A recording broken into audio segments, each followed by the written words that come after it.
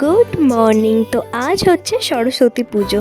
এই যে আমি তাড়াতাড়ি স্নান সেরে ওপরে চলে গিয়েছিলাম ফল কাটতে।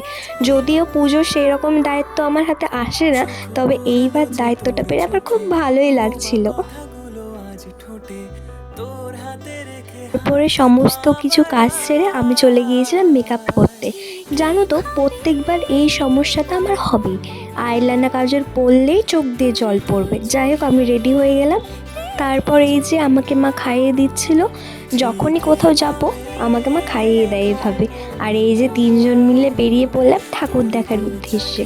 আমরা ওই দিক থেকে তিনজন গিয়েছিলাম, আর তারপর আমাদের বান্ধবীরা আমাদের সাথে জয়েন হয়েছিল। তারপর একটু ঘোরাঘুরি করে এই যে আমরা এখন যাচ্ছি বাড়ির উদ্দেশ্যে। আর বাড়ি এসে দেখি আমার বুনু শাড়ি পরেছে। আমি তো বুনুকে দেখে অবাক হয়ে গেছিলাম, প্রথমবার শাড়ি পরে খুব মিষ্টি লাগছিল।